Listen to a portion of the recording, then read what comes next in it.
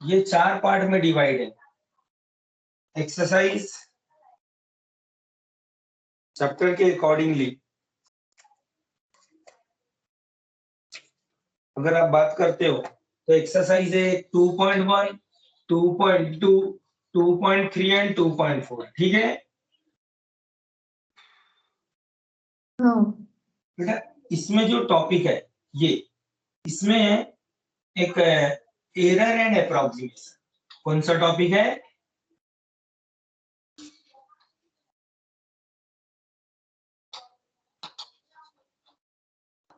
जो इस साल सिलेबस में क्या हो गया है प्रेरणा? डिलीट। ठीक है, और इसमें है रोल्स थ्योरम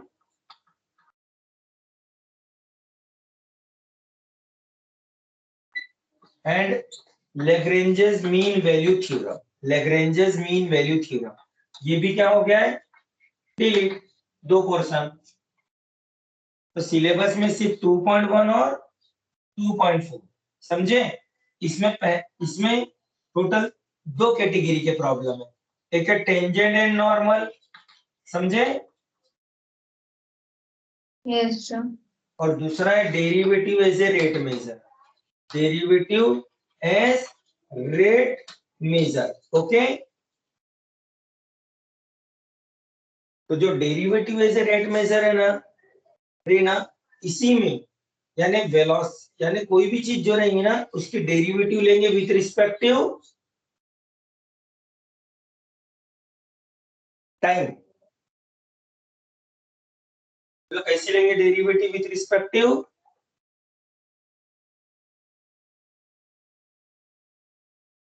आवाज नहीं आ रही प्रेरणा बेटा? डेरिवेटिव कैसे लेंगे? Derivative with respective time. Time. तो टाइम से अगर डेरिवेटिव चेक करते इसी बात को रेट बोलते हैं। रेट यानी स्पीड, रेट यानी तो इसमें कैसा था मालूम? कभी डिस्प्लेसमेंट की derivative with respect to time, कभी वेलोसिटी की derivative with respect to time, कभी प्रॉब्लम में एरिया बढ़ रही है तो उसकी स्पीड टाइम, रेडियस बढ़ रही है विथ रिस्पेक्ट टू टाइम। तो ये जो ऐसी चीजें है ना प्रेरणा, ऐसी चीजें इसमें छुपी हुई थी, समझे? पर्सन जा रहे थे उसकी हाइट बढ़ रही विथ रिस्पेक्टिव टाइम। यानी इस टॉपिक में क्या था कि टाइम के रिस्पेक्ट में कोई ना कोई चीज क्या होते रहती है? बदलते रहती है। क्या होते रहती है? बदलते हैं। तो टाइम के रिस्पेक्ट में कौन सी चीजें बदल रही है उसको चेक करते हैं, उसको बोलते हैं derivative as a rate measure. इसमें मैंने आपको डिस्प्लेसमेंट के प्रॉब्लम पढ़ाया, वेलोसिटी के प्रॉब्लम पढ़ाया, एरिया के पढ़ाया, रेडियस के पढ़ाया। तो इसमें कैसा है कि मैं डेरिवेटिव पढ़ा सकता हूँ लेकिन उसके पहले के जो कंसेप्ट रहते हैं वो भी उसके बीच में मैंने बताया है। अगर आप इसे बराबर करके रख लो, समझे क्या? अगर इस पे आप बराबर करके रख लो तो ये सारी चीजें आपको आसानी से आ जाती है। लेकिन एग्जाम में देखो टेंजेंट नॉर्मल इंपॉर्टेंट है, ठीक है बेटा? और डेरिवेटिव रेट मेजर में जो यहाँ तक के क्वेश्चन है ना उसमें शुरू के काम के। Done?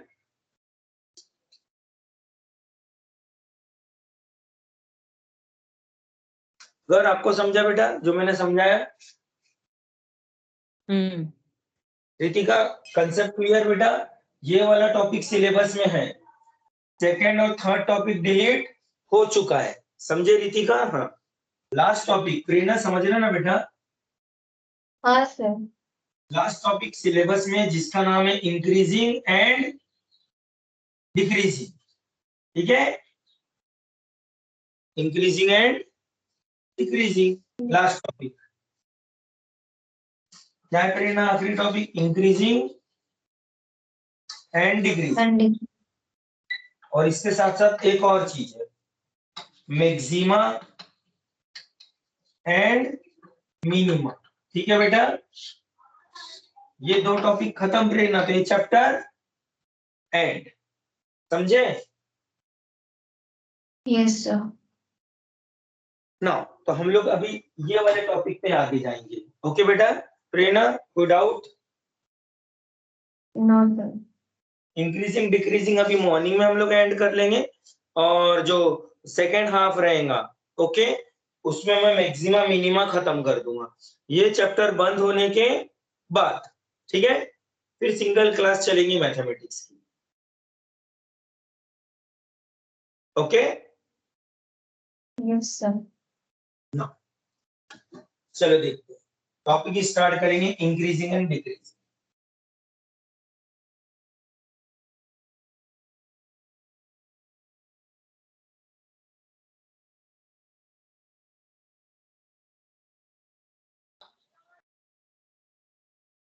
Increasing and decreasing. Reena बताओ, इंक्रीजिंग डिक्रीजिंग के आगे क्या लिखा है? फंक्शन। फंक्शन। अब हमें कैसे पता चलेगा कि फंक्शन इंक्रीजिंग है कि? डिक्रीजिंग है। तो उसका एक टेक्निक थोड़ा ध्यान से देखना पड़ेगा। पहले बताओ, फंक्शन मैंने कभी आपको सिखाया हूं क्या? ऐसे ग्राफ होते हैं फंक्शन, यानी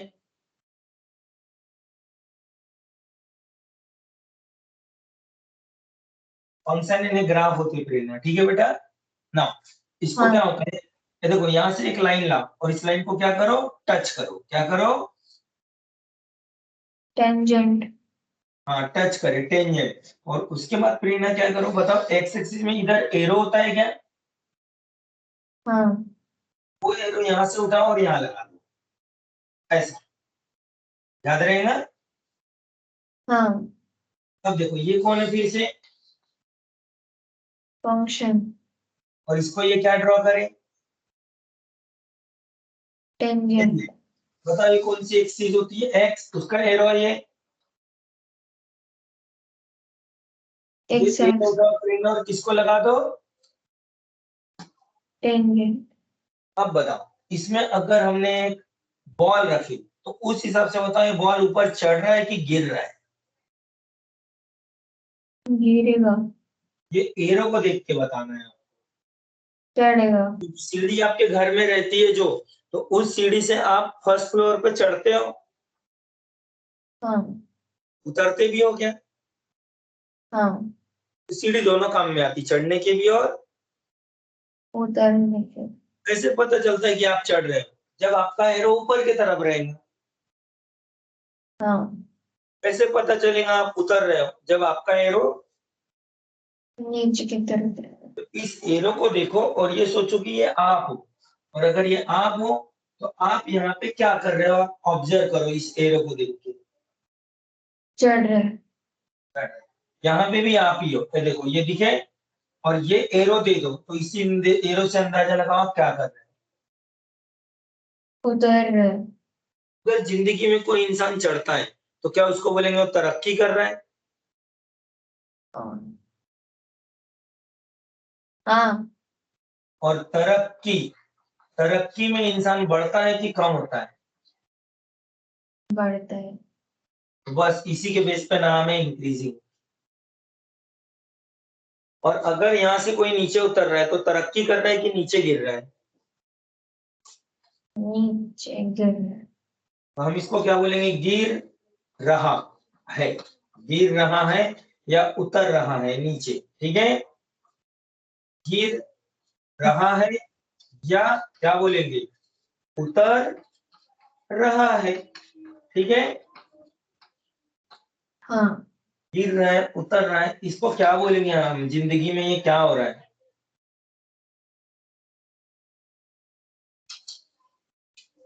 डिक्रीजिंग। बोलो ये है इंक्रीजिंग और ये है डिक्रीज। कंसेप्ट। क्लियर हुआ नहीं हुआ? यस। हमें ये डायग्राम से क्लियर हुआ। अब हम प्रॉब्लम में देखेंगे हमें कैसे पता चलेगा कि इंक्रीजिंग कब है और डिक्रीजिंग कब है। डिक्रीजिंग का। तो प्रेरणा यहाँ पे ना एक चीज होती है जिसका नाम होता है स्लोप। क्या नाम होता है? स्लो। अगर स्लोप होता है पॉजिटिव तो इसका मतलब होता है इंक्रीजिंग, और स्लोप होता है निगेटिव तो उसका मतलब होता है डिक्रीजिंग। डिक्रीजिंग। अब स्लोप, स्लोप कैसे निकालते हैं? तो याद करो अपने टेंजेंट नॉर्मल टॉपिक पढ़े थे, उसमें बताया था टेंजेंट का स्लोप कैसे निकालते? डेरिवेटिव लेते, याद करो। हाँ और डेरिवेटिव जो रहती है उसी को स्लोप बोलते हैं। हाँ यहाँ पे भी डेरिवेटिव निकालेंगे, उसी को स्लोप बोलेंगे। बस डेरिवेटिव का एक नंबर आएगा, क्या आएगा एक आंसर? नंबर। अगर वो नंबर कैसा आया पॉजिटिव तो समझ लो पॉजिटिव स्लोप है। और कैलकुलेशन का एक नंबर आएगा, अगर वो नंबर नेगेटिव तो स्लोप। नेगेटिव और स्लोप निगेटिव मतलब इंसान गिर रहा है, इसका मतलब फंक्शन कौन सा फंक्शन हो गया? Negative decreasing. डिक्रीजिंग ये डिक्रीजिंग वर्ड यहाँ लगा दो, डिक्रीजिंग फंक्शन। ठीक है। हाँ और यहाँ जाके लगा दो इंक्रीजिंग। हमें कैसे पता चला फंक्शन इंक्रीजिंग डिक्रीजिंग? तो आप बताओ पहले फंक्शन का मतलब कहाँ है? ये ग्राफ नजर आ रहा है, हाँ इस ग्राफ को देख के आपको क्या अंदाजा हो रहा है? ये ग्राफ ऊपर चढ़ रहा है कि नीचे उतर रहा है? ग्राफ ऊपर चढ़ रहा है। ऊपर चढ़ने को इंक्रीजिंग बोलते हैं, इसलिए इसका नाम इंक्रीजिंग फंक्शन है। इस ग्राफ को देखो, ये एरो देना है यहाँ पे, एरो ये वाला। तो बताओ ये ग्राफ क्या हो रहा है एरो के हिसाब से? डिक्रीजिंग इसलिए इसका नाम डिक्रीजिंग फंक्शन है। तो हमें ये देखना होता है कि कब फंक्शन इंक्रीज हो रहा है और कब डिक्रीज। तो उसका तरीका है उस फंक्शन की क्या ले लो डेरिवेटिव और डेरिवेटिव लेके पता करो कि वो पॉजिटिव आई कि निगेटिव आई। अगर डेरिवेटिव कैसी आई पॉजिटिव तो मतलब उस समय फंक्शन पॉजिटिव इंक्रीजिंग है, और नेगेटिव आई तो नेगेटिव। डिक्रीजिंग है। कोई डाउट? हाँ सर। अब प्रेरणा पे देखो, यहाँ पे मैंने ये क्या लिखा बताओ सोच समझ के।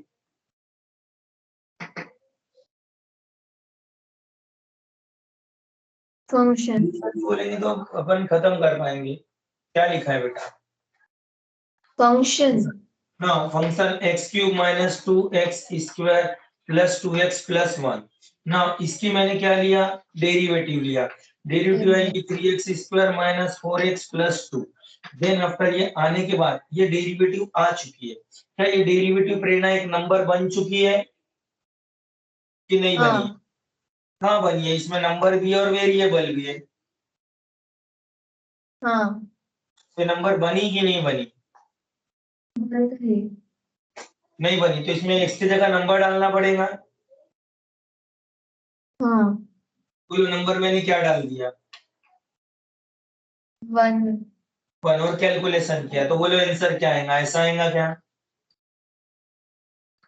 हाँ 3 minus four plus two answer plus one. हाँ बेटा ये डेरिवेटिव का आंसर हमने यहाँ x के जगह वन रखे और कैलकुलेशन करते गए आ गया। आने के बाद इसका मतलब क्या है ये समझते, बोलो ये कौन सी एक चीज है? एक्स एक्सिस एक्स एक्सिस पे कहीं ना कहीं x इक्वल टू वन रहा होगा, क्योंकि एक्स एक्सिस पे क्या रहते नंबर? 0 1 2 3 सब रहते हैं। हाँ तो कहीं ना कहीं x इक्वल टू वन भी होता है। हाँ बोलो x इक्वल टू वन जो जगह है वहां से हम ऊपर गए। हाँ x वन पे डेरिवेटिव कैसी आई है? Plus one plus one. तो प्लस आई है यानी स्लोप कैसा आया है?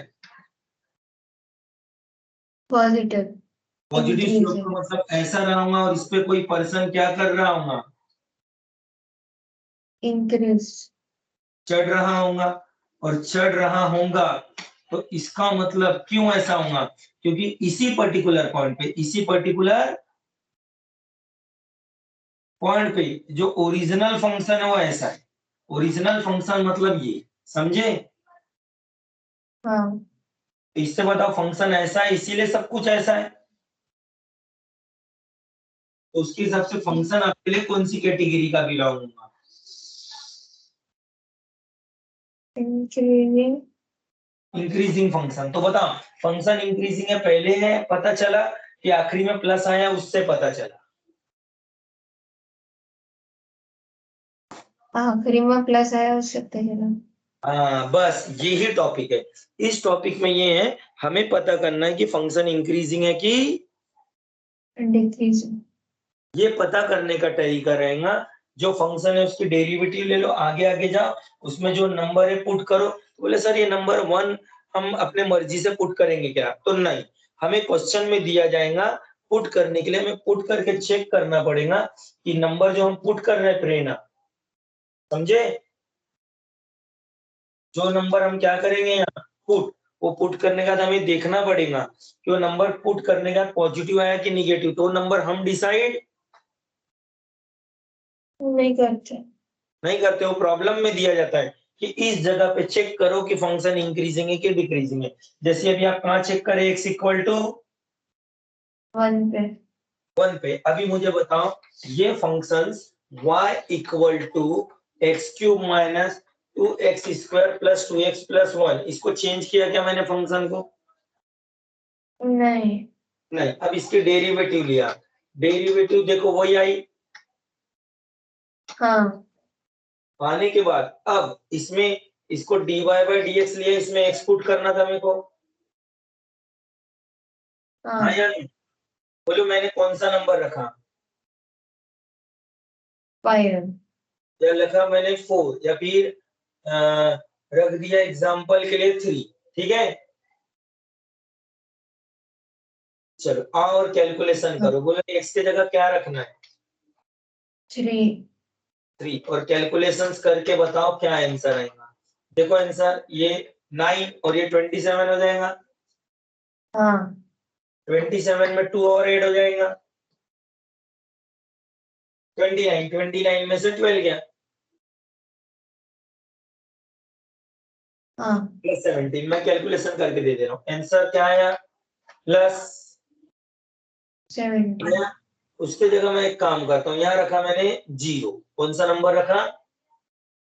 0 अब कैलकुलेशन करो। +2। नहीं ये 0 है, ये माइनस, हाँ +2 आएगा बराबर। तो ऑलरेडी कोई ऐसा नंबर जिसपे मैं इसको क्या ला लूं माइनस, तो माइनस लाने के लिए नहीं आ पा रहा है। नहीं आ पा रहा मतलब ऑलरेडी ये फंक्शन कंटिन्यूअसली इंक्रीजिंग है। इंक्रीजिंग तुमको समझ में तो आ ही है, ये सिर्फ इंक्रीजिंग समझा, डिक्रीजिंग मैं समझाना चाहता हूँ, उसके लिए मुझे दूसरा क्वेश्चन लेना पड़ेगा। इंक्रीजिंग क्लियर हो गया? Yes sir. अब हम क्या देखने जा रहे हैं? डिक्रीजिंग का कंसेप्ट, ठीक है?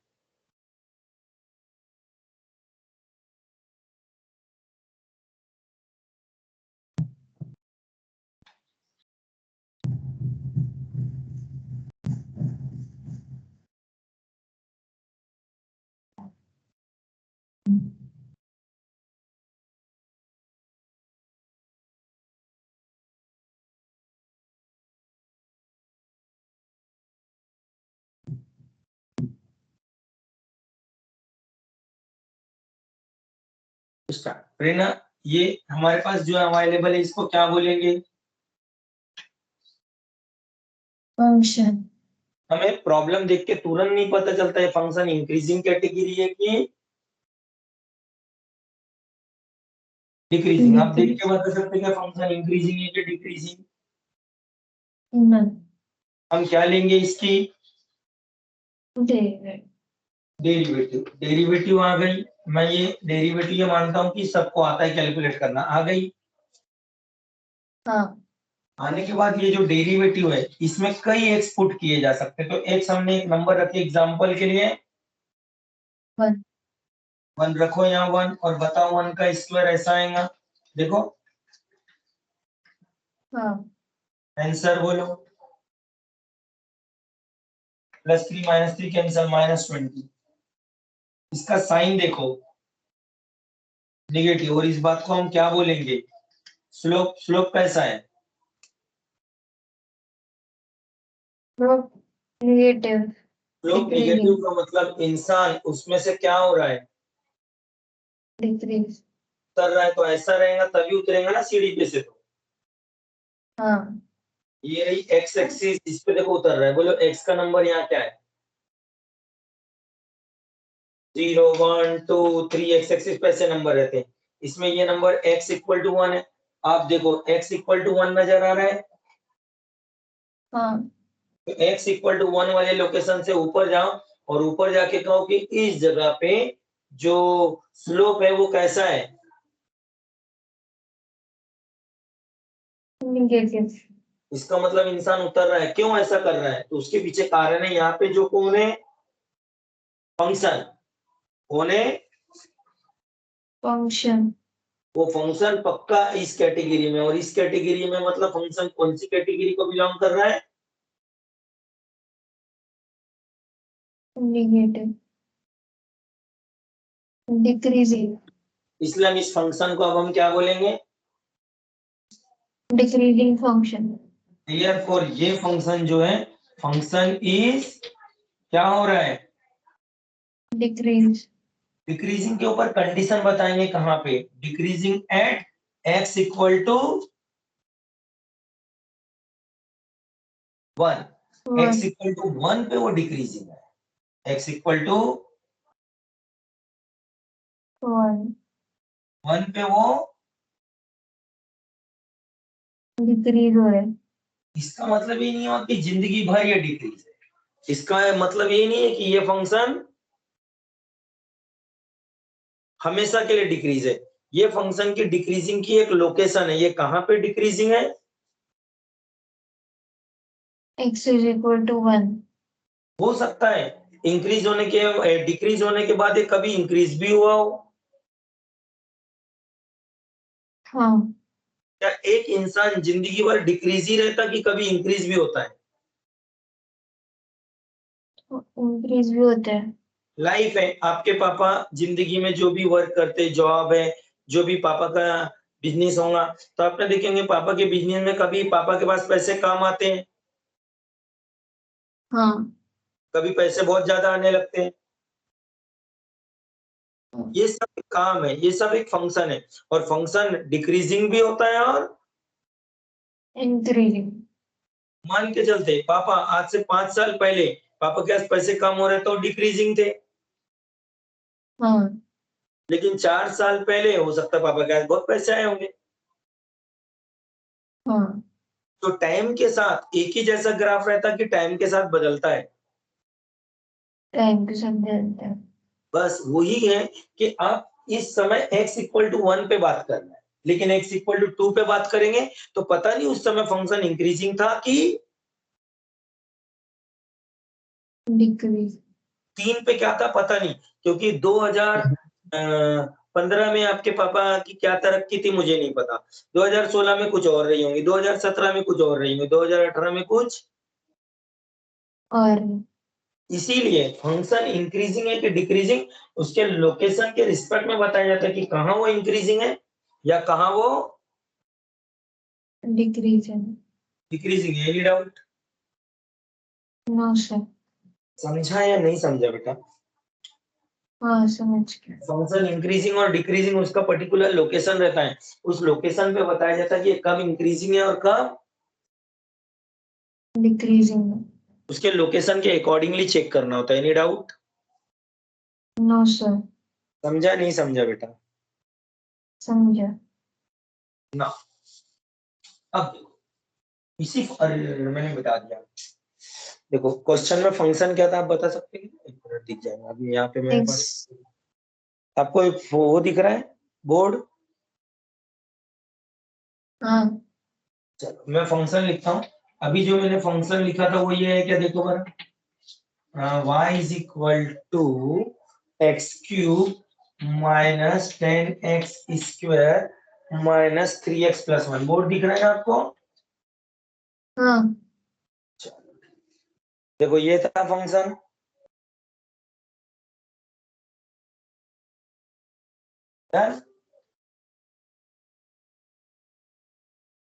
आवाज आ रही है क्या? सर। बोलो ये क्वेश्चन यहाँ पे डेरिवेटिव हो गई। अब एक काम करो प्रेरणा, इस डेरिवेटिव में x की जगह प्रेरणा देखो मैंने सर वहां पे 20x है। 20 आएगा, करेक्ट। मैंने यहाँ पे प्रेरणा एग्जाम्पल के लिए 5 रख दिया, 5 नहीं 6 रख दिया। कितना रखा प्रेरणा? 6। 6। अब इसका अपन कैलकुलेशन कर लेते, ठीक है? Yes sir. नेगेटिव 600 10 10 होंगे 200 100 चलो मैंने x इक्वल टू प्रेरणा कितना रखा? 10। 10। कैलकुलेशन करते 3 10 का स्क्वायर माइनस 20 इंटू 10 माइनस 3। देखो आंसर, बोलो ये 200 आएगा, लेकिन ये 100 यस और सर। 300 हो गया। Yes sir. 300 में से 200 गया, 100 और 100 में से 100 1 माइनस गया, माइनस 3 97। 97। कौन सा साइन आया बेटा? इंक्रीज। थोड़ा गौर करो, प्लस आते बराबर आपको डायग्राम ऐसी बनानी पड़ेगी हाँ। और पर्सन को रख के उसको क्या बोलना पड़ेगा, तुझे चढ़ना है, और उसके अकॉर्डिंगली एक्स एक्सिस ऐसी रहेंगी देखो, हाँ। और इस पे एक्स का नंबर कहीं पे क्या रहता है? 0, फिर 1 2 3 4 5 रहते ना, 6 7 8 9 10। तो बताओ 10 तक रहेगा कहीं ना कहीं? विदाउट हाँ। हाँ सर। ये रहा देखो x इक्वल टू 10। हाँ। समझा नहीं समझा? यस सर समझ। x इक्वल टू 10 जो यहाँ पे है, बताओ यहाँ पे x इक्वल टू 10 रख के जैसी ये लोकेशन रखे, ये पर्सन चढ़ रहा है, ये बात सही है? देखो हाँ। उससे ये बताता है कि असल में यहाँ पे एक फंक्शन है जो ऐसा के टच करके ऐसा गया है और पर्सन उस पे ऐसा चढ़ रहा है। हाँ। पर्सन जो काम करेगा उस काम के बेस पे तय होगा कि वो जिंदगी में अभी क्या कर रहा है। हाँ। वो कर रहा है इंक्रीजिंग, therefore हाँ। this function is called as, increasing function. any doubt? No sir. Question पढ़ो, उसमें टॉपिक है इंक्रीजिंग फंक्शन, डिक्रीजिंग फंक्शन। अच्छा थोड़ी देर पहले बताओ, क्या ये फंक्शन थोड़ी देर पहले डिक्रीजिंग था? हाँ। कहाँ पे? x इक्वल टू 1 पे वो डिक्रीज हो रहा था, हाँ। लेकिन x इक्वल टू 10 पे, इंक्रीज हो रहा है। यानी इसी के पहले x इक्वल टू 1 पे वो डिक्रीजिंग था। देखो हाँ। x इक्वल टू 10 पे अगर वो डिक्रीजिंग था प्रेरणा, कैसा था? डिक्रीजिंग।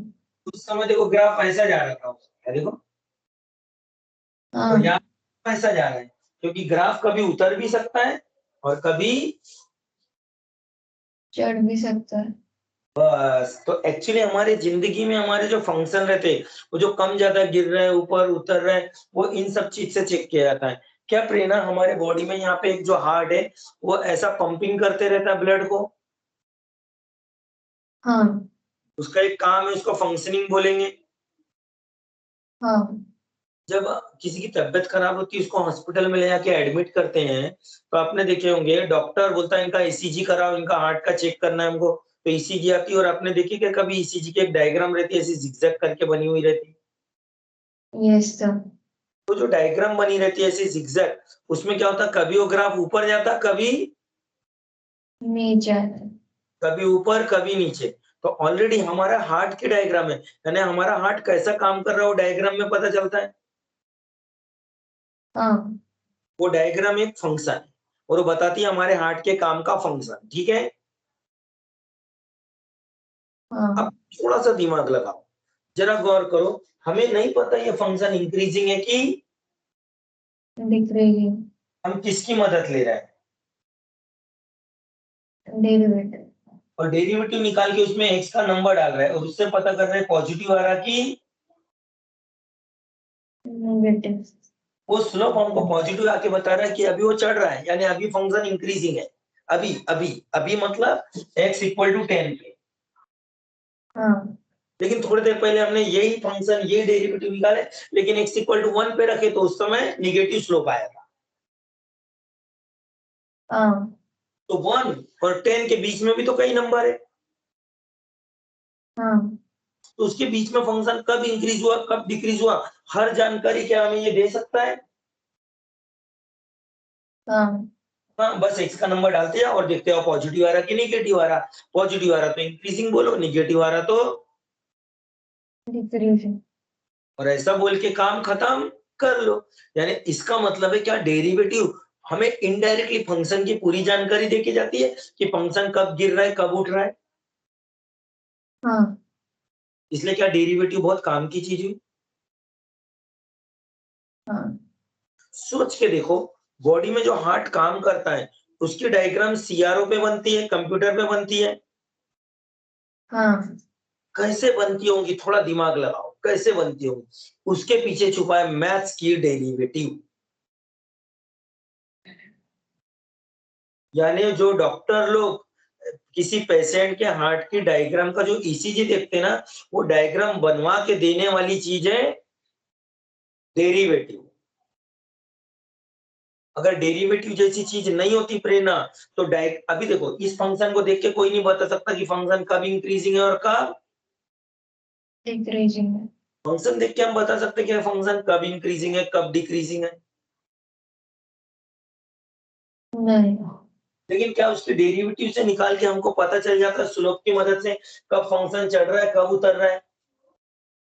हाँ तो बस जो जब कोई हॉस्पिटल में एडमिट होता है तो उसके बॉडी में जो केबल्स लगाई जाती है, उस केबल से सिग्नल जाते हैं, उस सिग्नल से अंदर में डेरिवेटिव के इक्वेशंस बनते हैं, और वो सब मैथमेटिकली अंदर कैलकुलेट होता है कि कब ग्राफ बढ़ रहा है कब गिर रहा है, पॉजिटिव निगेटिव, और उसके बेस पे वो प्लॉटिंग होती है, और उसके बेस पे डायग्राम बनती है कि कब ग्राफ गिरना है कब ग्राफ ऊपर।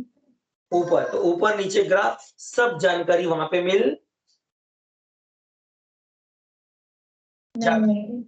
तो इस तरीके से इंक्रीजिंग और डिक्रीजिंग वाला कंसेप्ट को मदद कौन करती है? डेरिवेटिव। उसकी मदद से हम बता सकते हैं कि फंक्शन कब इंक्रीजिंग है और कब डिक्रीजिंग। According to that. अब बताओ डेरिवेटिव की क्या ये एप्लीकेशन नहीं हुई फंक्शन को पता करने के लिए कि फंक्शन कब इंक्रीजिंग है और कब डिक्रीजिंग है? हाँ। इसलिए इसको हमने क्या बोलना चाहिए, एप्लीकेशन ऑफ डेरिवेटिव। डेरिवेटिव। समझे? इस चैप्टर का नाम एप्लीकेशन ऑफ डेरिवेटिव क्या है। पहले चैप्टरों में हमने डेरिवेटिव पढ़े, अब उस डेरिवेटिव को यहाँ आके यूज करें। हाँ जब हम कोई चीज को यूज करते हैं उसी को हम क्या बोलते हैं, अप्लाई कर रहे हैं। हाँ। तो यहाँ डेरिवेटिव को अप्लाई कर रहे हैं, यूज कर रहे हैं, इसलिए इसका नाम क्या होना चाहिए, एप्लीकेशन ऑफ। डेरिवेटिव। उम्मीद है समझ गया हूँ। हाँ। कोई doubt application of derivative word को लेके इस चैप्टर के नाम को? सर। और इंक्रीजिंग डिक्रीजिंग हार्ड लगा, डिफिकल्ट की इजी लग रहा है? इजी। ठीक है। अब मैं आपके बुक के क्वेश्चन लूंगा और उसमें पता करेंगे कि फंक्शन कब इंक्रीजिंग है कब डिक्रीजिंग है। उसका कंसेप्ट क्लियर हो गया? हाँ। ठीक है। अभी आपका बुक का जो इंक्रीजिंग डिक्रीजिंग का पहला क्वेश्चन है उसे देखते हैं, ठीक है बेटा?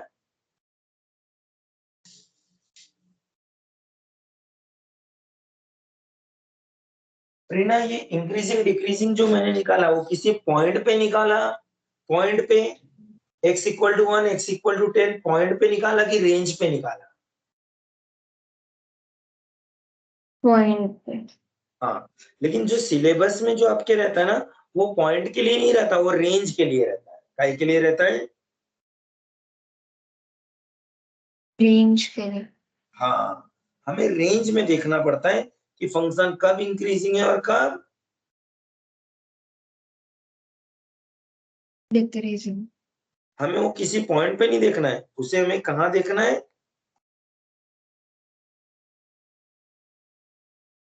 बोलो बेटा, कहाँ देखना है? Range range. पे। रेंज। तो आप देखो, आपका टॉपिक स्टार्ट हो रहा है पेज नंबर 81। देखो दिखा,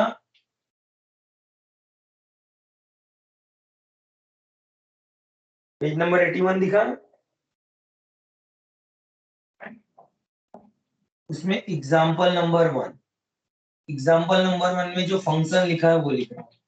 ना फंक्शन ऐसा है f of x equal to, देखो क्या लिखा है, x cube plus 10x x plus cube plus 7। 10x plus 7. अब फंक्शन इसके जस्ट नीचे ना, देखो मैंने क्या लिखा,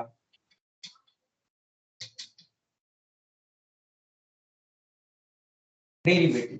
तो जो फंक्शन है ना, ना देखो इसमें डैश लिखा दिख रहा है,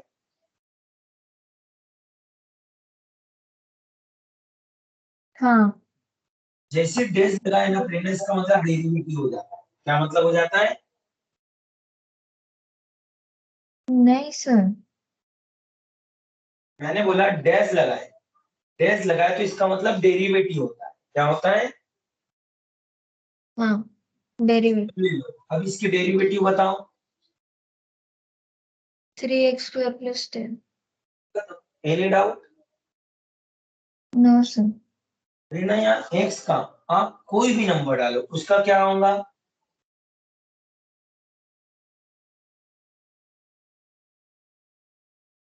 एक्स के ऊपर घर, एक्स के ऊपर प्रेरणा क्या है? एक्स के ऊपर पावर. पावर, स्क्वायर पावर है, तो एक्स की जगह कोई भी नंबर डालेंगे तो उसका क्या होगा? पावर. पावर मतलब ऊपर स्क्वायर है, स्क्वायर स्क्वायर नाम है इसका, एक्स का स्क्वायर है, तो एक्स की जगह कोई भी नंबर डालेंगे तो उसका क्या होगा? स्क्वायर होगा. हाँ, और स्क्वायर होने से कोई भी आंसर पॉजिटिव आता है, हाँ, निगेटिव कभी भी। नहीं आते. ये इसके अगर अगर एक्स की जगह आपने पॉजिटिव नंबर डाले तो उसका स्क्वायर पॉजिटिव आएगा। लिख के दिखाता हूँ, हाँ, +4 का स्क्वायर +16। लेकिन अगर मैंने -4 डाला तो कभी भी प्लस आएगा. +16 आएगा। यानी इसका मतलब है एक्स की जगह आप पॉजिटिव नंबर डालो या निगेटिव नंबर डालो, कुछ भी डालो, स्क्वायर होने के बाद वो, पॉजिटिव आएगा. और पूरा खेल प्रेरणा साइन का है, यानी ये पॉजिटिव जाएगा। और बोलो पॉजिटिव इंटू 3 पॉजिटिव, हाँ, और पॉजिटिव इंटू 10 पॉजिटिव, हाँ, यानी full and final it is always. Positive. और ये कौन है? डैश। तो डैश जो है ये ऑलवेज पॉजिटिव. पॉजिटिव काहे के लिए? For x belong to any real number, यानी एक्स एक्सिस का दुनिया का कोई भी नंबर डालो, एक्स एक्सिस का दुनिया का कोई भी कोई नंबर भी डालो. नंबर, -3 -2 -1, कोई भी नंबर डालो, 1 2 3 4, कोई भी नंबर डालो, यहाँ पे हमेशा ये आंसर। पॉजिटिव रहेगा. और इसे क्या कहते हैं? लो. तो यहाँ पे क्या समझ में आ रहा है? ऑलवेज स्लोप यानी double derivative positive for x belong to real number. ये रियल नंबर. 10वीं में पढ़ाते हैं, रियल नंबर, पूरे रियल नंबर के एक्स के कोई भी नंबर डालो, ये आंसर हमेशा, पॉजिटिव रहते हैं. अगर ये हमेशा पॉजिटिव है इसका मतलब है स्लोप हमेशा, इंक्रीजिंग. यानी एक्स का कोई भी नंबर पे जाओ स्लोप हमेशा क्या था? इंक्रीज. इंक्रीजिंग ही था। अगर स्लोप हमेशा पॉजिटिव था, स्लोप हमेशा पॉजिटिव था, तो फंक्शन हमेशा पॉजिटिव. इंक्रीजिंग होगा ना। पॉजिटिव. और पॉजिटिव स्लोप था मतलब हमेशा ये क्या रहा होगा? इंक्रीजिंग ही रहा होगा। आया हाँ, ना? इसका मतलब है ये ग्राफ कभी भी नीचे आया नहीं, पूरी एक्स एक्सिस के रिस्पेक्ट में ये कंटिन्यूअसली सिर्फ इंक्रीजिंग फंक्शन है। इसलिए हम बोलेंगे therefore function F of x, यानी ये वाला जो फंक्शन है, समझे? therefore function f of x is always increasing. increasing for x belongs to R. Any doubt? No, sir. यहाँ पे इंक्रीजिंग टॉपिक का एक प्रॉब्लम खत्म हो गया. कोई डाउट बेटा? No, sir. अब ये इंक्रीजिंग की जो रेंज वाले हैं कैटेगरी, ये हम सेकेंड क्लास में देखेंगे. ठीक है, सेकेंड क्लास में इंक्रीजिंग डिक्रीजिंग के रेंज वाले प्रॉब्लम होंगे और मैक्सिमा मिनिमा. अगर इतना हो गया तो ये चैप्टर ठीक है बेटा. हाँ. ओके.